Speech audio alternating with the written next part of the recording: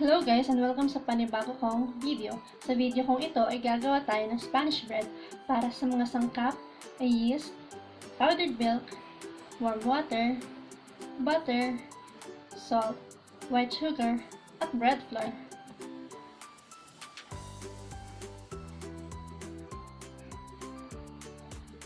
Unahin na natin ang ating yeast mixture. Haluin natin ng warm water at yeast.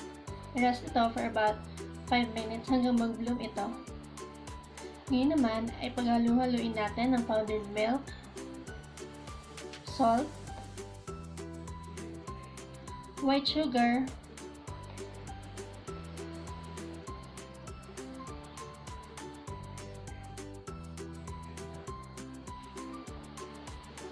tsaka ang ating yeast mixture. Nakalimutan kong isama dito pero nagdagdag din ako ng isang itlog. Huwag niyong kalimutan yun ha.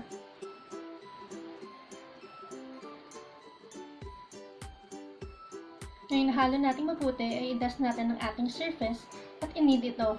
Dahil wala tayong mixer ay kailangan natin i-knead for about 20 minutes. Mag-add lang tayo ng butter at continuously i-knead ito hanggang maging smooth ang kanyang surface.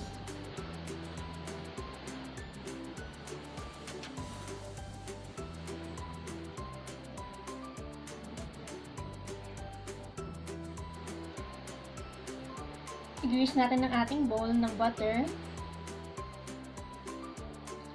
at ang ating dough para maiwasan ng elephant skin. At need natin i-rest ito ng 1 oras.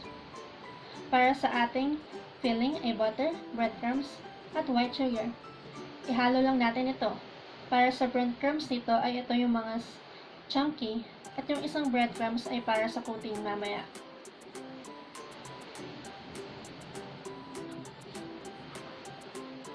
Ngayon dumoble na ang size ng ating dough ay okay na ito. Pero para i-check natin, ipindutin natin ito. Kapag hindi bumalik, palatandaan na okay na ang ating dough.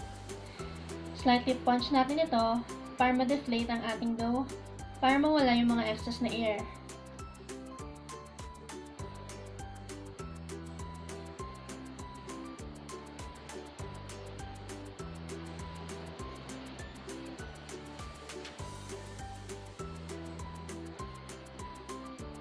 I-roll lang natin ito para handa na nating i-cut ng ating mga portion sizes. Hindi ko na ito i-winay dahil kami lang naman ang kakain, kaya tinansya ko na lang ang pag-cut ng aking dough.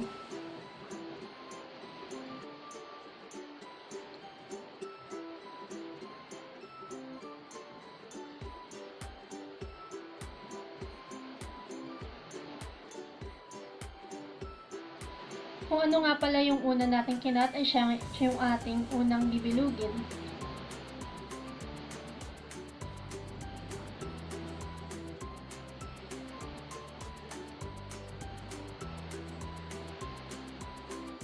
Ngayon ilagyan na natin ang filling.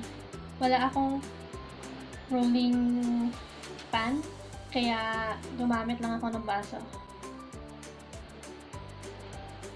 Maglagay lang tayo ng generous amount ng ating filling.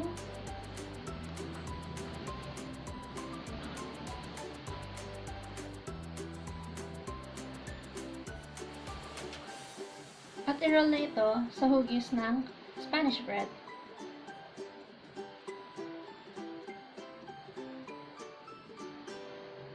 At ulitin lang natin ang mga proseso.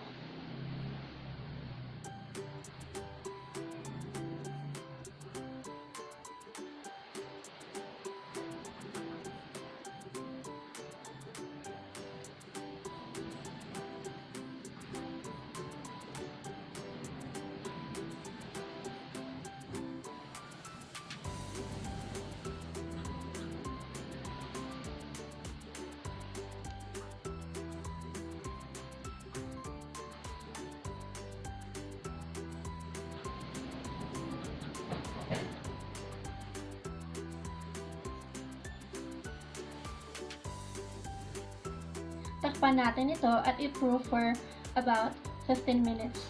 At nakita natin dumable ang kanyang size, kaya i-grease na natin siya ng butter or margarine.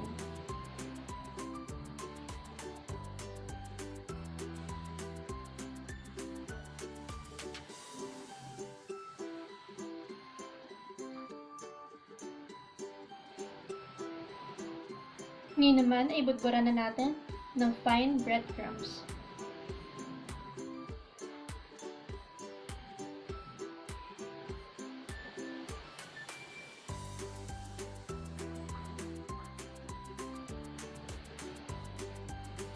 Lutuin natin ito for 15 to 20 minutes. Sorry. At ayan, luto na ang ating Spanish bread. Thank you for watching.